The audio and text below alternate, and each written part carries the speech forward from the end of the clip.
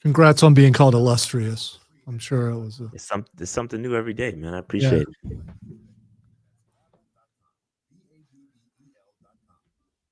It's better than being called meh. I mean, that's what he does when he looks at me every day. Meh. Stop being dramatic. I'm just trying to see if he was paying attention. Stop being dramatic. Like I care what he thinks. Nobody likes a drama queen. Don't let the hair fool you.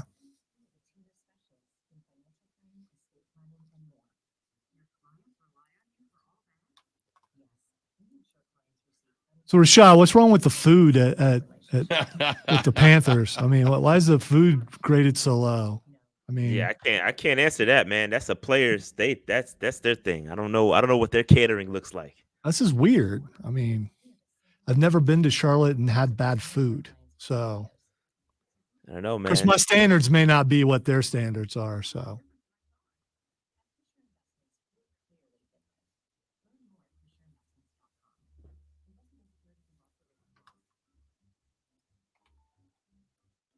I am curious. I mean, I'm guessing they would do that in-house, right? That wouldn't be catered. They'd have their own chefs and things in there. Yeah, I assume so, because they've got chefs and stuff on game days. So I would assume that they would have their own thing. But I don't know. I don't know, man. Better chefs. I have no idea.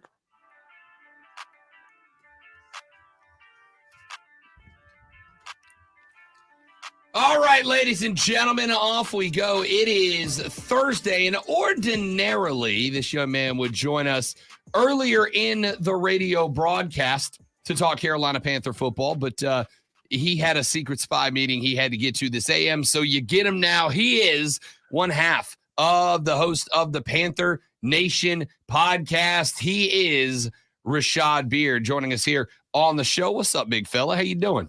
What's going on, guys? Excited to be here. Another week, a week closer to the combine. That's right. That's right. Gets underway today. As a matter of fact, we got defensive linemen and linebackers getting it after. Is today a big day for Carolina? Is there any chance that this team goes DL or LB in the draft? I mean, we still got to wait. There's a lot of talk about a potential, sign and trade for Brian Burns. I don't know, man. Like, it feels like a real possibility. I don't think today's the day that Panther fans need to be paying attention to. I don't know, man. I think that it all hinges upon what happens with Brian Burns. You listen to the combine pressers from Dan Morgan. All options are on the table. And it's still up in the air. But if we don't do something with Brian Burns, that there is a gaping hole at edge. And so it could absolutely be in the cards at 33, considering, BPA, if you want to go BPA, and if all things are equal, like Dan Morgan said, they're going to go for need, right? And so I absolutely think, depending on, and even honestly, even if we do keep Brian Burns, you still got an issue because you got some depth issues at edge. I mean, since Hassan Reddick has been gone, we've had a hole there. And we need to fill it. Like we've got issues, man. YGM on a contract year. He's a free agent. Marquise Haynes, free agent. So we've got. Listen, I think edge rusher could absolutely be in the cards. We need to be paying attention today for sure. All right. So you started with a lot of this hinges on what Carolina does with Brian Burns, and it really depends on who you're talking to, who you're listening to. We have talked about the potential for a sign and trade or for a tag and trade with Brian Burns, that he's on the table. And listen, I think it depends on where you put your priority, right? I mean, to me, the ability to stock up on capital with Brian Burns and then try to go find a wide receiver or two, an offensive lineman or two to make Bryce's job easier kind of becomes a priority over an edge rusher, frankly, to me. Like, I think you've got to go all in on fixing the offense, which to me says if you can find a dance partner that's willing to load up your draft card with picks for him, a tag and trade might be the right way to go here. Yeah, all options are on the table, man. I think that's one way to look at it. I mean, if you can get a decent haul for Brian Burns, according to, the word on the street back in a year or so ago, we had 2 first-round picks on the table, and we did not swap it with the Rams. You know what I mean? So at the end of the day, if you do get those picks, you got to knock it out the park with the picks. And that's the problem. That has been the problem with the Carolina Panthers. We traded Christian McCaffrey and did absolutely nothing with the picks. So we look foolish at the end of the day. You've got a proven a proven product in Brian Burns. Got to keep him around. We got to start keeping some of this talent. We've seen a couple guys walk out the door here recently. They've gone to other teams. They play well. And again, I just get, you get a little PTSD when you have these guys, you don't pay them, you trade them. They go somewhere else, they play well, and then we're sitting here with bum draft picks that do nothing. You know what I mean? So it's a little bit of PTSD, man. That's all. Listen, as a Saints fan who watched, I can't tell you how many players walk and then go be damn Pro Bowlers somewhere else. I get it. It stings. And I kind of wonder if the hesitation on Brian Burns doesn't sting from watching the success that DJ Moore had in Chicago, watching Christian McCaffrey playing for a Super Bowl, watching, frankly, watching Sam Darnold go somewhere else and be on a roster that had success this year. Like, I get it. I understand you don't want to see a franchise player, especially a guy that's got the love that Agent Zero has in Charlotte right now. But to me, man, and Dave Canellis kind of hinted in this a little bit during his press conference the other day in Indy, your priority has to be Bryce Young, and it has to be that offense. And even if it means you've got to get worse as a defense to get better on an offense, that's got to be the direction you go, in my opinion, man.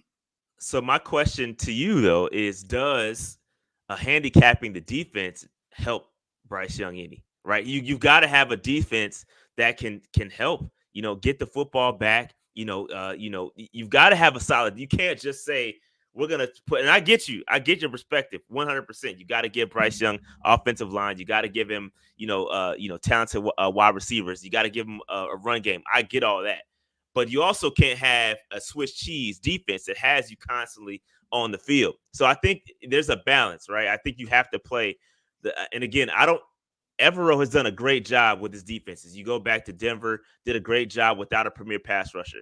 So I do think he can, I hate to say this, I do think he can coordinate a defense well enough to do well without Brian Burns.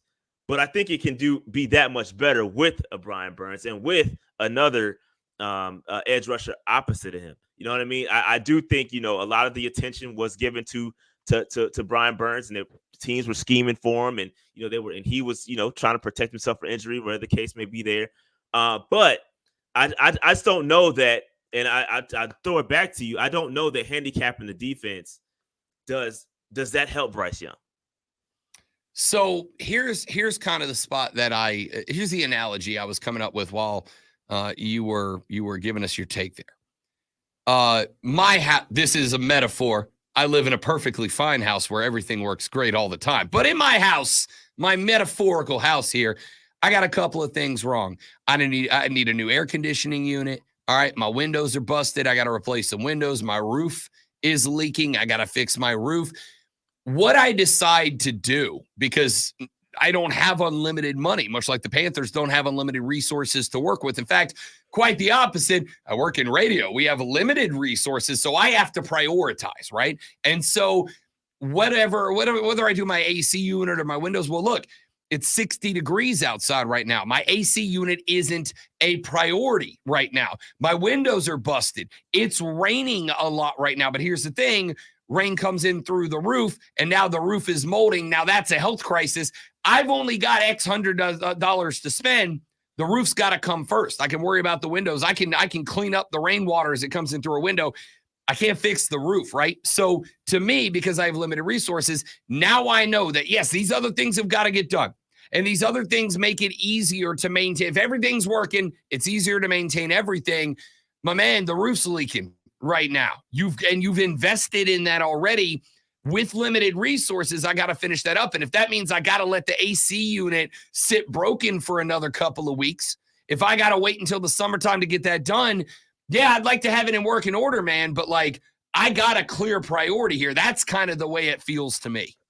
Yeah, and I think that is definitely. I think they got to find some balance, right? And the analogy is great. I think that's a great analogy. Sometimes you got to get a loan to get some of these issues fixed, and sometimes you got to bite the bullet. You know what I mean? So, I don't know that we got to find a way to keep Brian Burns, whether it's a tag, franchise tag, long term. You got to get something done with him. And I believe that Brian Burns is a bit frustrated with the Carolina Panthers, as he should, because they're dragging us along. But at the same time, the Carolina Panthers have to do what's best interest for the Carolina Panthers, right? And you have to play that game.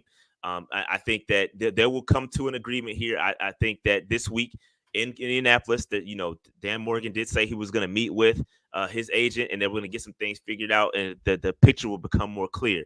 I think we're going to figure something out here, and I hope that we can keep Brian Burns. And we got a lot, like you said, our roof is leaking. The everything that you mentioned is happening with the Carolina Panthers, because not only do you have a Brian Burns, you have a Frankie Louvu you got to extend. You've got a Derek Brown, who, although is on a franchise, or a 5th-year option. You can go ahead and extend him to reduce the cap hit as well. So there's a lot going on with the Carolina Panthers, and all that said, it's a new regime, right? They've got a lot on their table right now. So they got a lot to figure out, and we'll see what they do. All right, let's talk a little bit. I don't know if you've seen it about this this Players Association report card that came out, right? Like I find it interesting, Rashad, and I'll get your thoughts on the overall view before I get into the specifics on Carolina. This is what I said to Lonzo earlier this morning. This is a way for players to have a little bit more control in the league. This is a way for them to share with each other, hey, man, maybe you really don't want to come here, right? Like, yes, on one hand, Kansas City won the Super Bowl. Everybody wants in on that, but they gave their ownership the lowest grade in the National Football League, which means they're hard to work with. They're hard to cooperate with. And if your priority is win a Super Bowl, yeah, Kansas City is the perfect spot. But we had this conversation about Anthony Rendon and the LA Angels when he said, baseball's just a job. I don't love it. It's not passion. Like, it's just a job I make a lot of money because I'm good at. If your priority is the Super Bowl, Kansas City's the spot. But if your priority is money and a work-life balance, Kansas City might not be the right team for you. I don't know, man. I find these report cards real interesting in that they might have a little control over who decides to go play where, and therefore, frankly, the future of franchises, which means that it's in your best interest, if you're a David Tepper or a Clark Hunt or whoever else, to fix the problems the players are telling you they have in your franchise. It kind of feels like they're important to me. Yeah, and it's interesting when you pair these grades with some of the comments again, the PNP. Nobody has been more critical of this ownership than PNP. People have been critical of us for being so critical of the ownership, and I think it's very interesting that the players have this almost come with some of the same complaints, right? You look at these grades; it's very indicative of a problem, right? And I think that David Tepper, although billionaires, they operate in a whole different level. Does he see this? Does he even care? Maybe, maybe not. I don't know. I think he does have an ego. I think that he is paying attention to this stuff. And I think that while I hope that we are on a better track and we're getting better, I hope that he sees this and say, all right, the fans are one thing, but the players are now saying that it's a problem, right? So if everybody else is saying it, then it's got to be an issue, right? And so nobody's going to publicly go up to him to his face and say, hey, no, you're the problem. Like they've got a job. They work for him. Nobody's going to do that. You know what I mean? Nobody's going to do that. But if it's anonymous and they do these surveys and you can say, all right, this is how I really feel. It is a way to send a message. Is it going to be impactful? I don't know. I don't know where David Tepper's head is with this, but I think it's a very good way to kind of, send a shot at him. When Rob and I were talking about this in the first hour, but it's not really anonymous. I mean, you don't know who said it, but it was someone on your team. So Tepper is looking and going, okay, nobody here is happy with what I'm doing. I'm just going to get rid of all of you. Yeah, I mean and you won't have a good product, and then it's going to come back to the fans. You know what I mean? Right. And I think that's the direction, because here's the thing to me. If I'm a player and I'm in a spot where you've got the entire, let's call it what it is, labor force telling a manager, telling an owner, we're unhappy here. And he goes, well, screw it. You can all get out of here. Dog, I wanted to be gone anyway. And if you're good enough, somebody else is going to come pay you to do the same job in a better place, a place you'd rather be. I think if you're Dave Tepper or Clark Hunt or any of the owners in the bottom 10, 5, 4 of the league, and you see this report, like, you could be vindictive if you want to. Isn't it a better move to look at this and go, yeah, I should probably clean this up? Yeah, I mean, listen, like you were saying earlier, going back to the Chiefs, it's one thing I can deal with a bad owner if we're winning chips, but if I'm a loser and my squad is 2-15 and my ownership is trash, I don't want to come there. Like, nobody's gonna want to come there, right? And so, like, yeah, I'm gonna take the check, but am I gonna perform my best? You know what I mean? So, like, I think it's very, I don't know. I don't know how David Tepper's gonna look at it. Again, I think his head's maybe in the cloud, or he may. Hey, I'm being self-aware, and I see what's going on, and I got some things I need to change, and that's what we're starting to hear. We don't know. I just don't understand how the NFL as a whole, what this helps.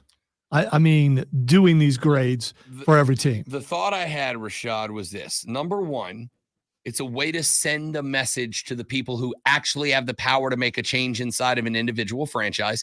And if they don't make those changes inside of the franchise, it's a message to other people. If I am a free agent next year and I've gotten offers from 4, 5, 6 different teams, then I can go back and pull up this report card and go, okay, for instance, the way this team treats my family's my priority. This matters to me. And here's the LA Chargers, who are the only team in the NFL that offer daycare for my kids while you're asking me to come practice for 40 hours a week.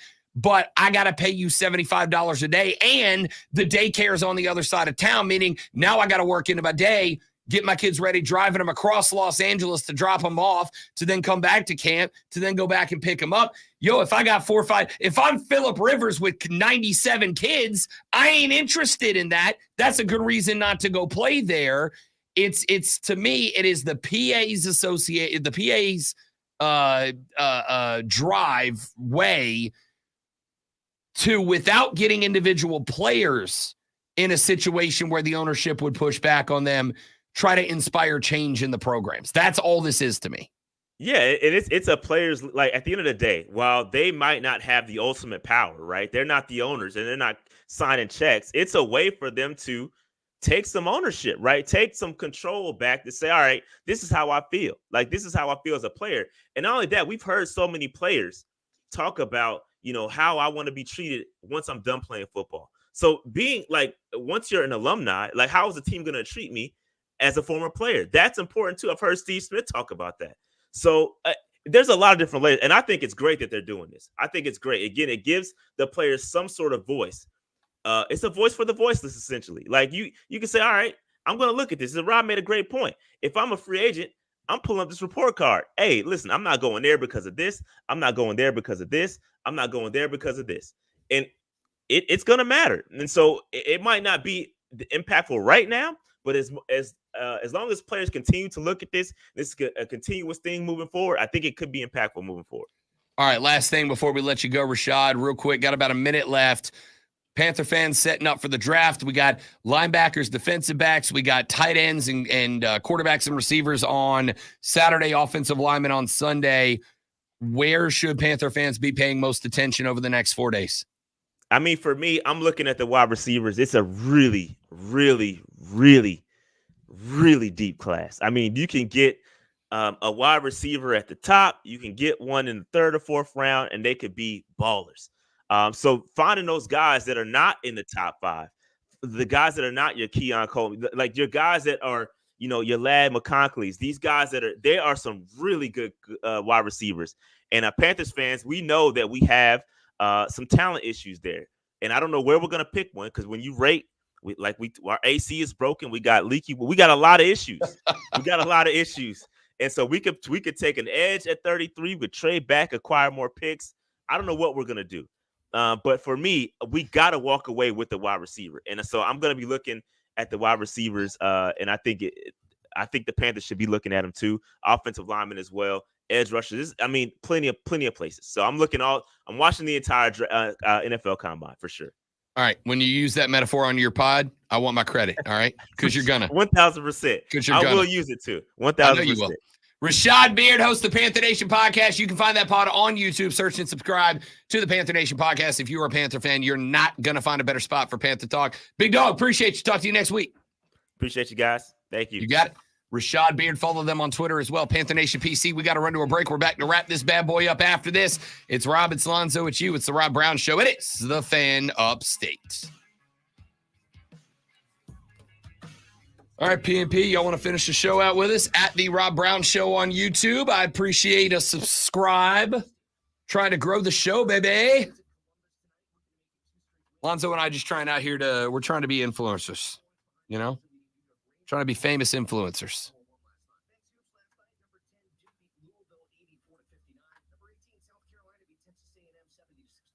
Carolina Panthers are looking at expanding their practice facility. The team wants to build a new field house and training facilities on the property at South Cedar Street. Zoning documents say the team wants to develop on about 12. And yes, Deontay, I agree with that entirely. I think that there are going to be guys that if you sprinkle them out across drafts, there are going to be first-round guys going in the second, late first-round guys potentially going as late as the third.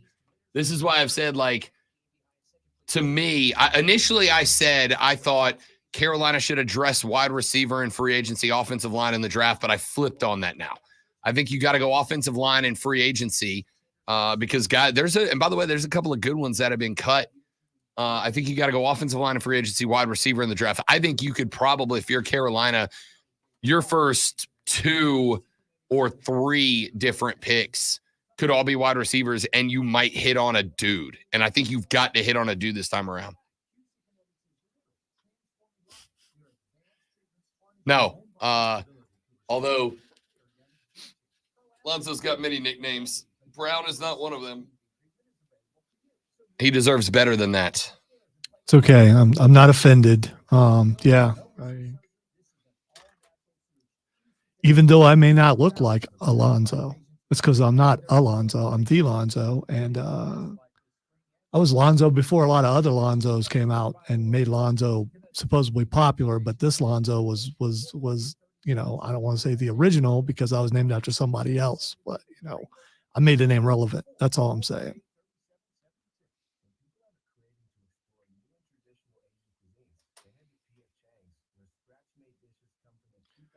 Rob Brown is so Rob Brown that you only say Rob Brown. Thank you, Deontay. He is not known as Rob around the building. He's known as Rob Brown around the building. I'm known as Rob Brown everywhere. Yeah, it's everywhere. Nobody calls me Rob. The only person. Thank you, Deontay. I'll take that.